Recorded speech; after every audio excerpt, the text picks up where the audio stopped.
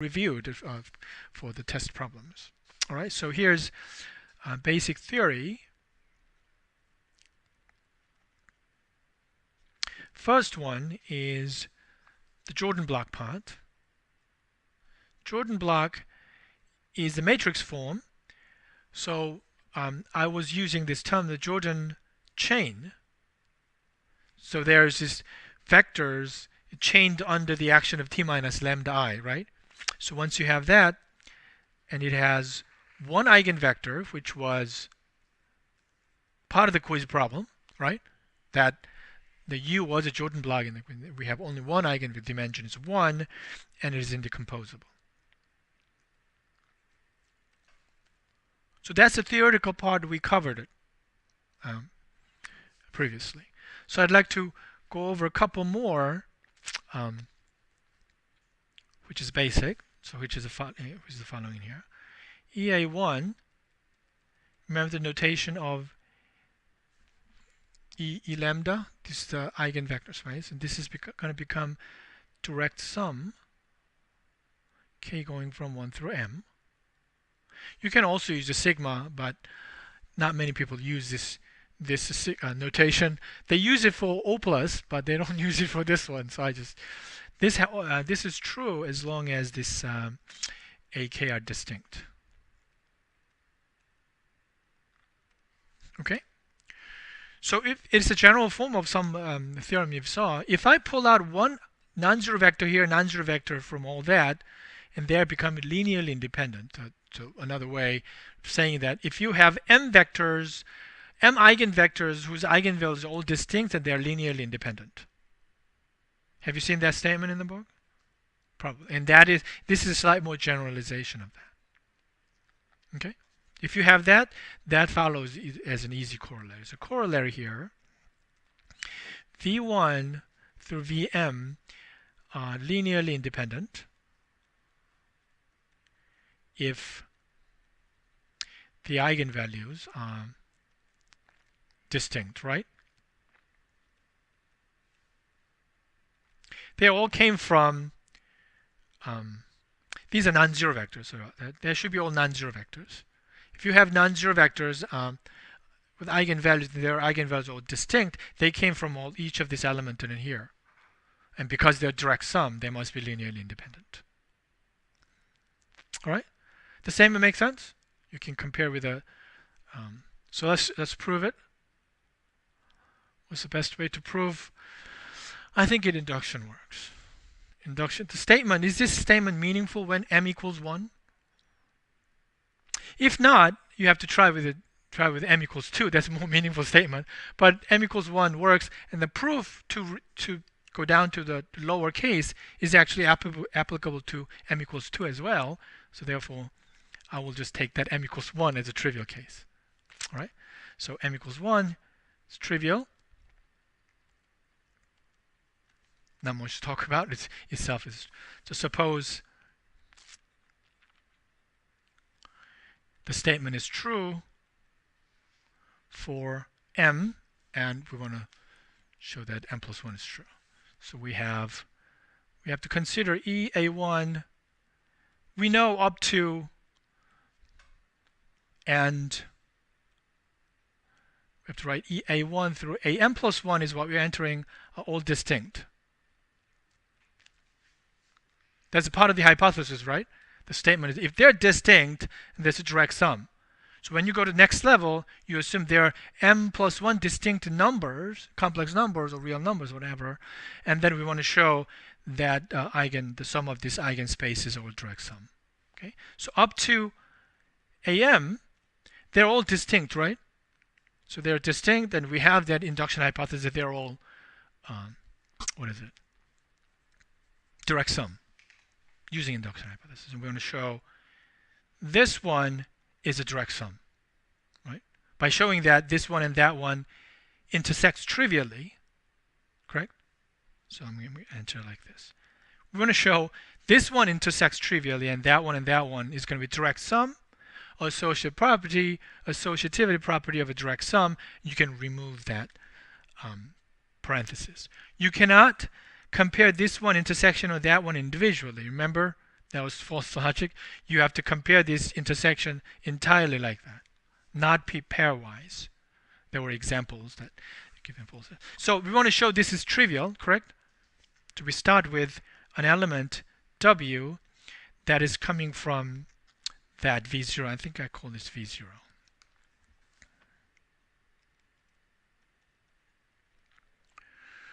V0, so that is actually coming from EM. So I'm also writing it as a direct sum of these elements. I'm going to write it like this: C1 V1 to CM VM, where these VKs are coming from where?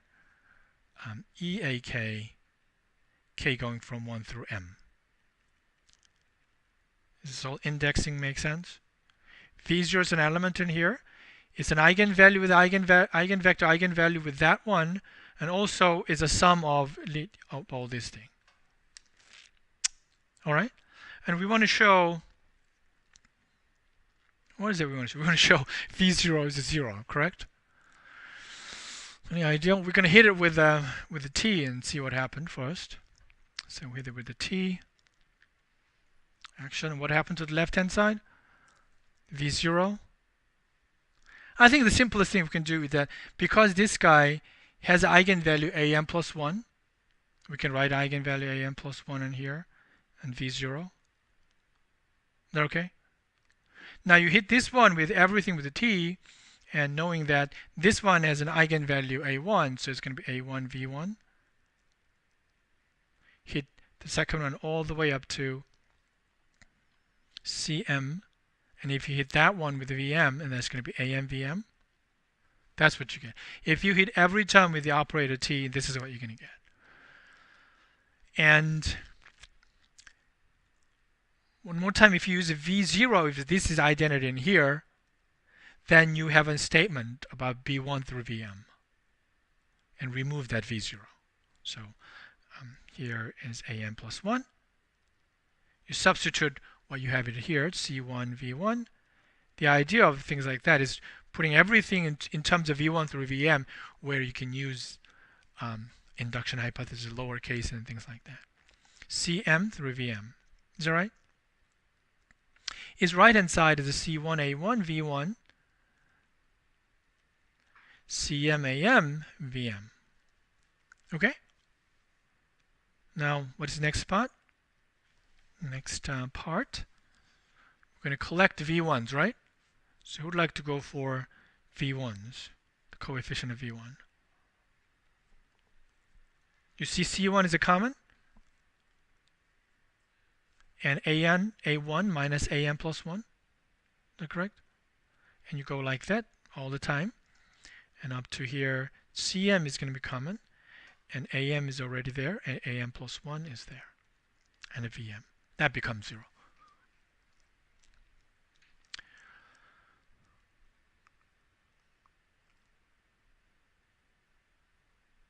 So you're looking at the linear combination of V1 through VM, and these are all numbers, right?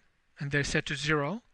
And you want to claim that V1 through VM are linearly independent.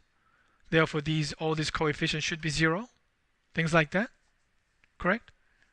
But why is V1 through VM linearly independent?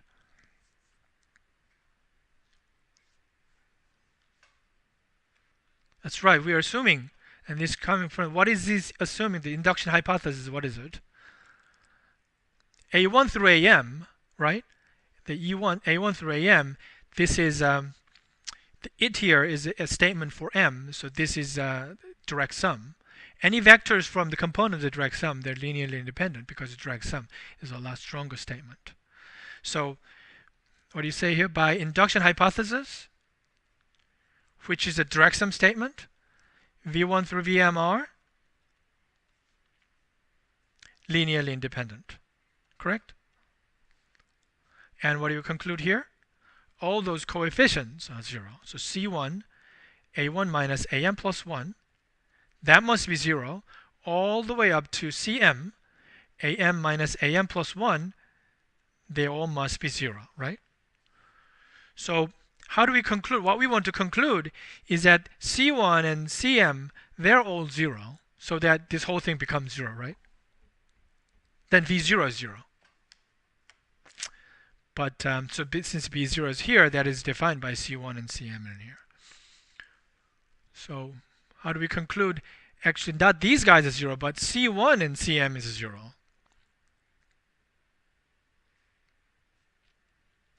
We want to conclude C1 through all Cm is 0, but you got to explain that why the other factors are non-zero. Since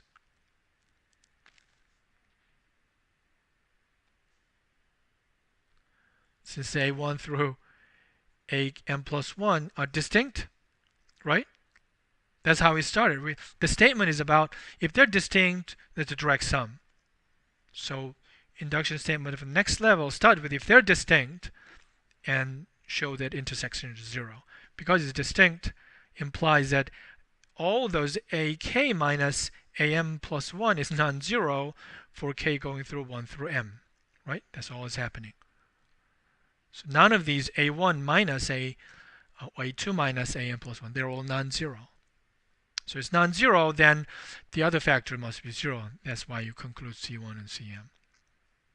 Then after you write down these reasons like that, and you kind of see every hypothesis is kind of used and fit together perfectly. Right? That's how you check your proof. Did I use everything that is supposed to come into play? Is that okay?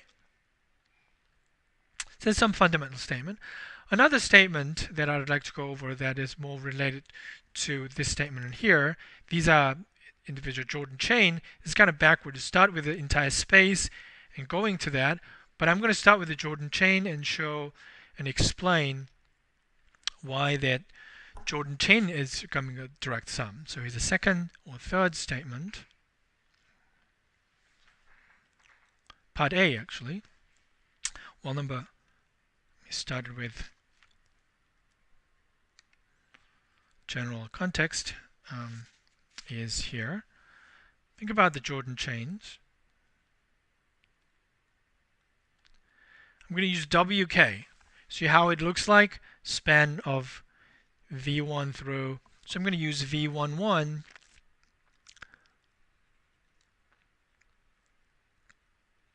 V12, go all the way up to V1, VK, each of the VK in there. VK, LK, that makes sense. So this is Jordan chain under this operator, remember? If I hit this one, it could become a next vector and so on, arrive it in here. If you finally hit that one, it becomes 0. That's the Jordan chain. And we have like a multiple Jordan chain like this. So we want to show, first of all, the statement, it is not written here, and the earlier note is that, let me think, and also abbreviate, because I use this notation, it's more convenient, and denote by this VK1 to simply by VK. So VK is at the bottom of the chain of each thing. Instead of VK1, I'm going to just use VK. Okay. The first statement is, remember the statement, it's W1 WK contains precisely M, that's M here, precisely M eigenvectors.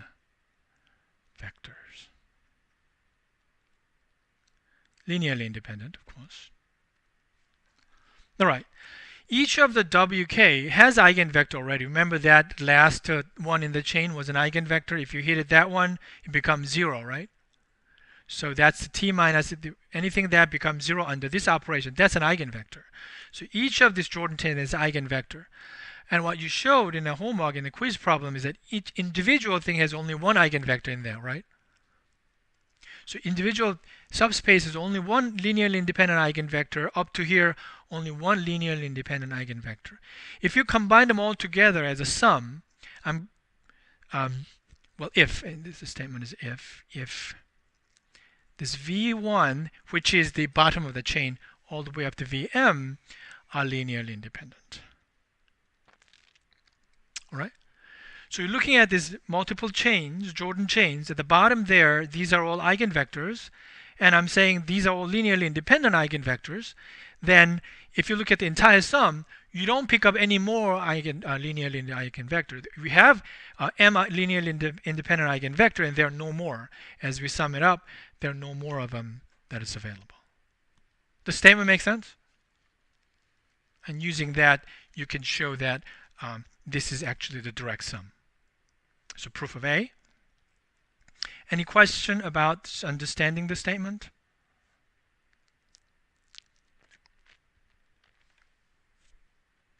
Is that okay? No. So let me see. You started with minimal operator. So let's let W, this is little w, it's a statement each from the Wm, and we want to show be an eigenvalue, an eigenvector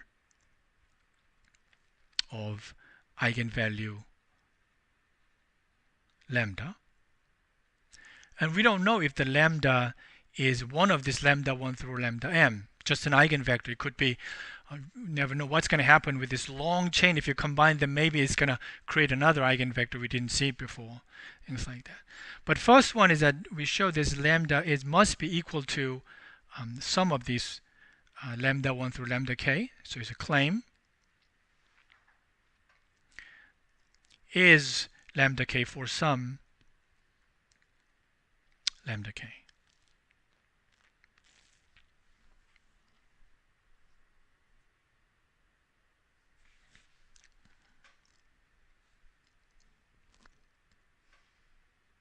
And it goes like this, using the minimal operator. This all came from, there must have been a minimal operator for each of the W1. So there must be a minimal operator for each of the WK. Let's say that was this shape. Everything is going under that chain. And what was the actually chain? Actually, L to the K, this is a minimal operator, right? Until you hit this LK level, it's not going to be 0. So this is the minimal operator, correct? Over each of a WK. WK is a chain, and until you hit that level, it's not going to be 0. So you can see that the product of this one here, L1, all the way to product of this one, Lm, lambda m, I to Lm, is going to kill that 0. Is that right?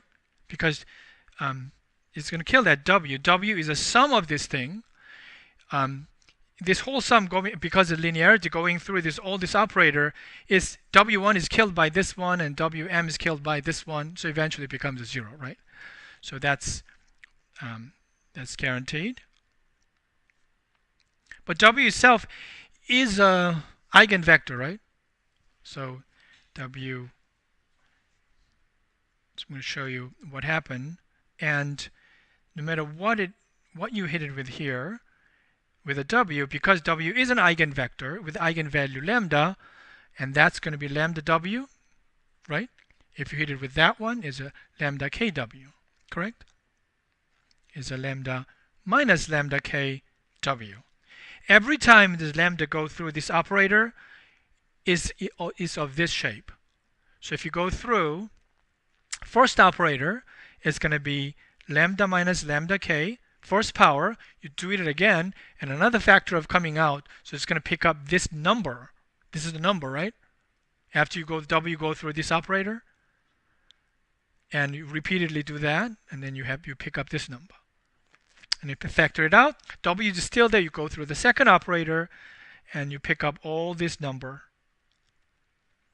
And still, this is not parentheses anymore. This is a vector, and this is a scalar to pick up as you go through all this operator.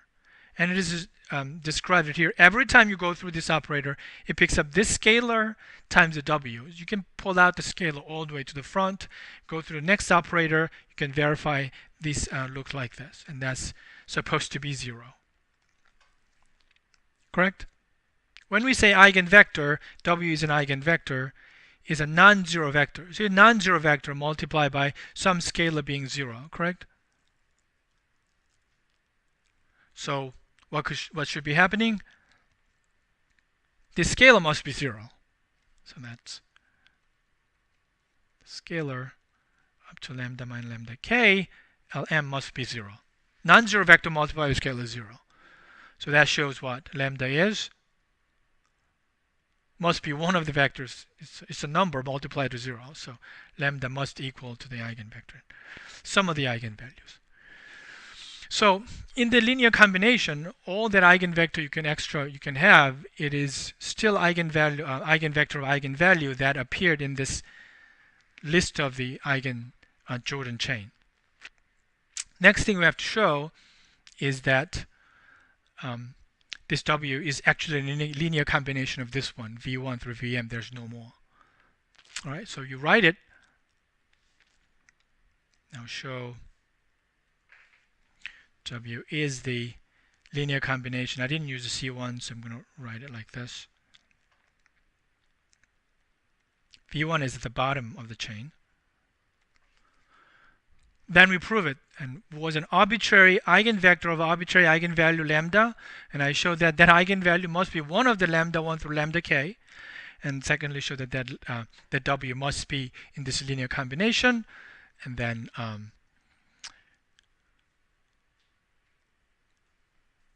actually it should be one of the linear combination, and then it is not linearly eigenvector that is not linearly independent of earlier one that we found, V1 through Vm. So logic makes sense? If I showed like that, the W is not linearly independent. Therefore, there's no more eigenvectors other than V1 through Vm. All right, so W looks like, so here's the statement. Is difficult to state. The idea is that actually the W1 is stated like this, C K. Now let me write it without the sigma notation. Maybe I can write it like this: C11 V11, because they came from the chain. Each of them has this chain expression. So C12 V12, and not closing, but it ends it. This is an element from capital W1, because it came from the chain. The second one is going to be C21 V21, C22 V22 from the second chain and all the way to the last chain, because W came from the sum of W1 through the Wm. Okay, each of them is this chain, and we know these chain elements form a basis. That's some of the things that we prove about the one chain. They form a linearly independent vectors. So the next thing we have to do is that we have to show that there is actually no component of these higher factors coming in. And then we're showing that if there's no more parts of this longer chain is involved, then you're showing that W is actually made out of the bottom of the chain. So to do that, suppose that there's a longer chain. So here's the supposing part. Suppose L be the maximum index such that, this is how I phrased it, this little wk, that's right, how I phrased it, little wk is made out of C1k vk1 all the way up to, you go to the last index that is non-zero, ckl vkl, where ckl is a non-zero. Okay, suppose that it exists index greater than or equal to 2. If it involves that kind of greater than 2, there's a some part in there, there's longer than one length in the chain. And we want to show that doesn't happen. correct? So you look at each of this length and look at it here. Where does that the last one ends before it hits the 0? And you look at each of them and look at the largest index. And then you hit it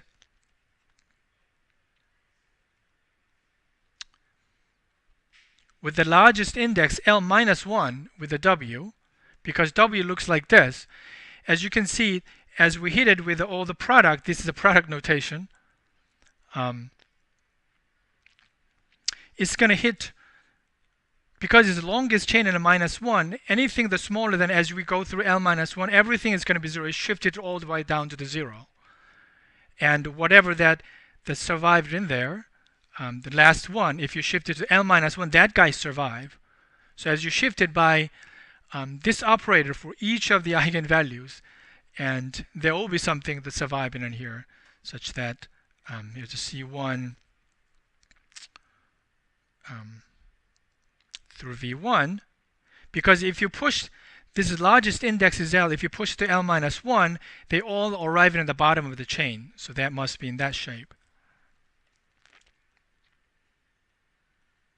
VM like this. Any chain, if you look at it here, shifted by this amount, and then you arrive at here to the bottom of the chain. And with some, for some Cj being non-zero.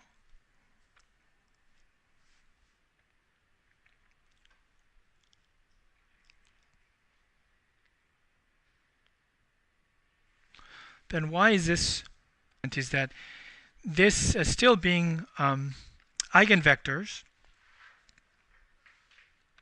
Wait a second. I think W.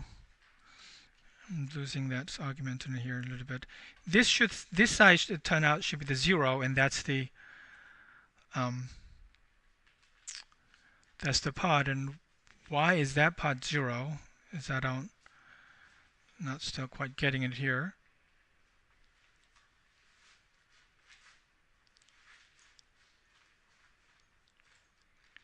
If you push it all the way down to L, it's becoming 0. And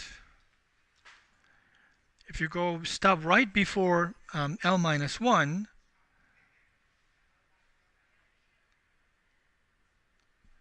let me think about it a little bit. Now, W was in the hypothesis was an eigenvector in the first place, right? We want to show that eigenvector is written in that shape. So if we go back at the beginning, our little w is an eigenvector with the eigenvalue lambda, which is equal to some lambda k. So if you go through this thing, because L is greater than or equal to 2, L minus 1 is going to be greater than or equal to 1, right? So they're all of them. So as lambda at w go through one of this thing, is going to be 0, because w is an eigenvector of some lambda k. That's what I showed earlier. That's why it's a 0. Okay? And right-hand side, we pushed enough so that everything is made out of the V1, the bottom of the chain, because we pushed by the maximum length minus 1. And there was some ck non-zero. That forces one of the coefficient is a 0, non-zero. But we have statement left-hand side is 0, but right-hand side is linear combination of V1 through Vm. That is some of the coefficient non-zero, but we started with the V1 through Vm that's linearly independent. That was part of the hypothesis. Therefore, it's a contradiction. Okay, so there is no L index greater than or equal to 2. If you write it here, the length of this chain, non-zero coefficient is 1, length of this chain is 1, length of that chain is 1. And if you look at each of the chain here, none of the index is greater than or equal to 2. If so, you ran into this contradiction. Therefore, if you go back in here, we show that W is really written in terms of the elements, linear combination of the elements in the bottom of the chain. So any eigenvector we picked up is a linear combination of that m we already have. Therefore, there are no more linearly independent eigenvectors in the space here.